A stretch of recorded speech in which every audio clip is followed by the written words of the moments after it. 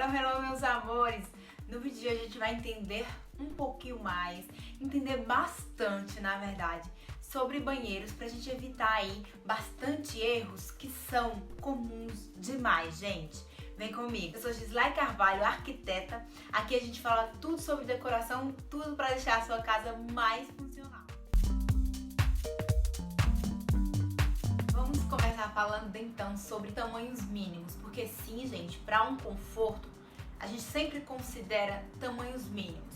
E o tamanho mínimo do banheiro que eu geralmente costumo usar num projeto padrão, que não é uma casa, que não é um projeto tão grande, costumo usar 1,20 por 2,40. Porque ali você tem a largura do box ali de 80, você consegue ali lavar o cabelo sem o cotovelo sair batendo na parede ou no vidro do box. Então essa é uma medida que eu não abro mão de 80 no box. Se você não tem um espaço tão grande, 70 até que dá, mas não vai ficar tão confortável quanto 80. 80 seria uma medida ótima e se você tiver aí mais espaço, considere 1 metro ali a largura do box, que vai ficar melhor ainda. Espaço aí para o vaso sanitário, 70 seria o mais ideal. Você coloca ali o eixo do vaso 35, já seria bastante confortável.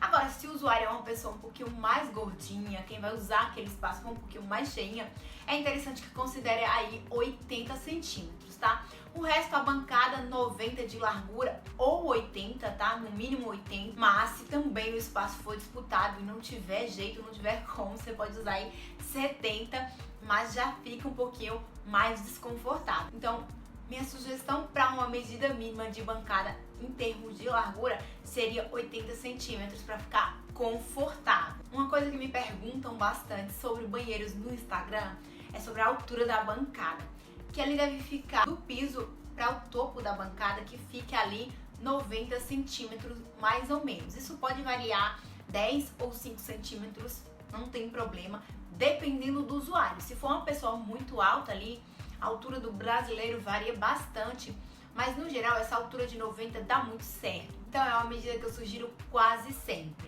Isso é muito importante, considerar as medidas mínimas, para que você consiga ali espaço para passar com tranquilidade, espaço para abrir a porta do banheiro com tranquilidade, porque o que a gente vê de erros em banheiro, gente, acredite, são muitos. Essas medidas que eu acabei de falar também se direcionam para os banheiros quadrados, tá? Deixar ali um box de 80 por 80 no mínimo, espaço para o vaso de 70 e um espaço para a bancada da pia de no mínimo 80. Então vai ficar ali um banheiro de 1,60 por 1,70, as medidas mínimas para um banheiro confortável. Se você tiver mais espaço, claro, você vai deixar ali 1 metro por 1 metro no box, ali um espaço de 80 para o vaso e um espaço de 90 a 1 metro para a bancada. Se tiver um espaço maior, você pode deixar ainda mais para a bancada e ficar um banheiro ultra confortável. Então, considerou essas medidas mínimas para deixar o espaço mais confortável? É hora de pensar nos acabamentos, principalmente do piso, gente. Nada de revestimento polido no piso do banheiro. Esquece, tá? Esse tipo de revestimento é super escorregadio. Você coloca ali na parede, qualquer parte da parede, tudo certo. O revestimento polido é um tipo de piso super, ultra, mega escorregadio. E o banheiro é uma área que a maior parte do tempo, uma grande parte do tempo que você tá usando, ele tá molhado, né? Então você não quer de jeito nenhum correr o risco ali de levar um escorregão, que é um dos acidentes que acontece bastante. Então evite, procure usar o porcelanato acetinado e nada de piso polido cheio de brilho no banheiro, porque esse tipo de material escorrega como se fosse quiabo, gente. Se você quer aí um piso resistente, um acabamento mais resistente, evite mais a cerâmica, opte por o porcelanato, tá?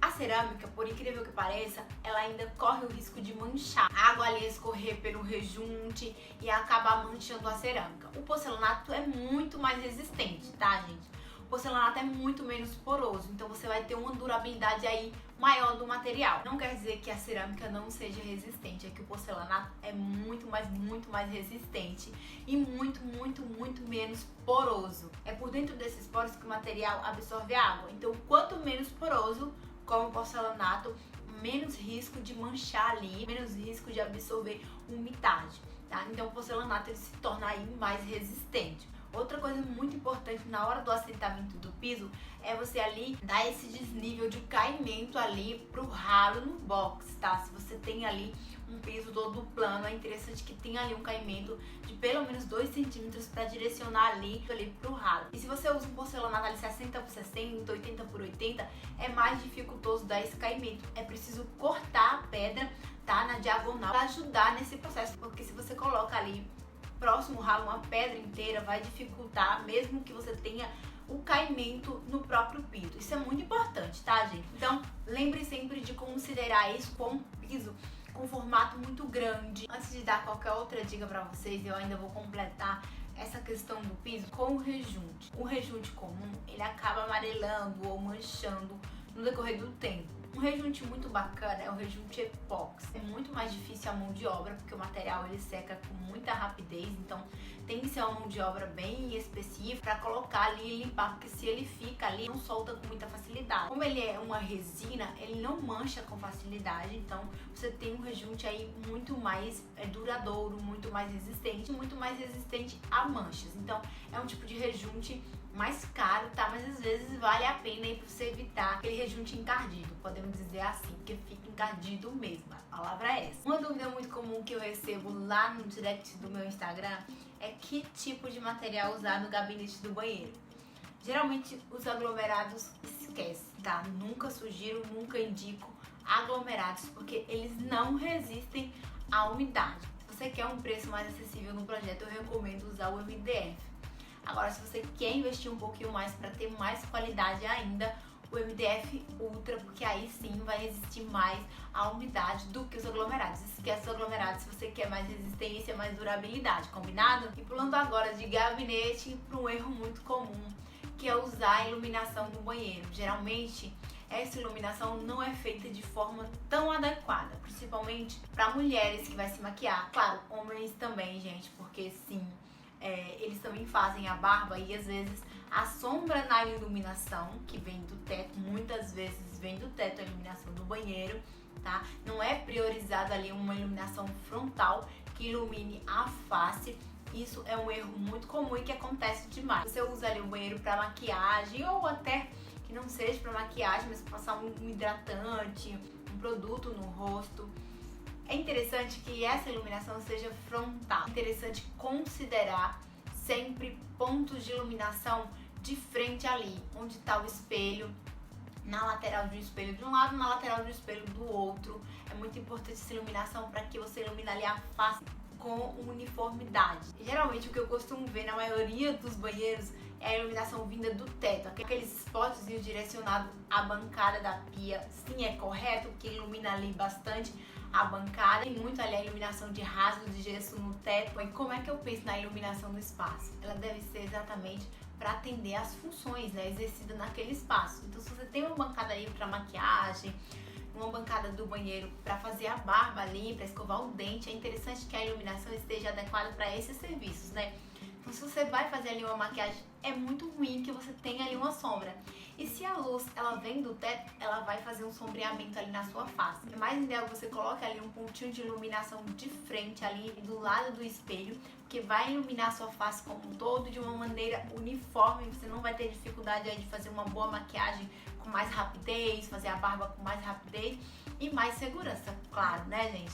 Estamos agora no final do vídeo, mas não vou deixar de falar sobre os nichos, que eu sei que vocês amam e eu também amo, porque deixa o ambiente alinhado, não deixa elementos ali sacando no box, que às vezes o box é pequeno, se você tem elementos ali sacando, atrapalha um pouco a movimentação dentro do box. Considerar então para o nicho ficar adequado, para o nicho ficar nas medidas legais, para o nicho ficar na medida correta, para caber aquele shampoo, sabe? Aquele shampoo de salão que a gente adora. 90 do piso até o limite inicial do nicho, 35 de altura e a largura aí depende do que você tenha necessidade de guardar. Se tiver bastante coisa, deixa ali de parede a parede, fica super alinhado. Se você não precisa de tanto espaço ali, você deixa 30 centímetros de cada lado, 40 centímetros de cada lado, coloca ali um nicho central e tá tudo certo. Outra coisa que é interessante respeitar é a profundidade ali, 8 a 10 centímetros. Você pode aproveitar a espessura de um revestimento, por exemplo, de um granito, de um mármore, ali de 4 centímetros, sacando da parede para você ganhar mais profundidade,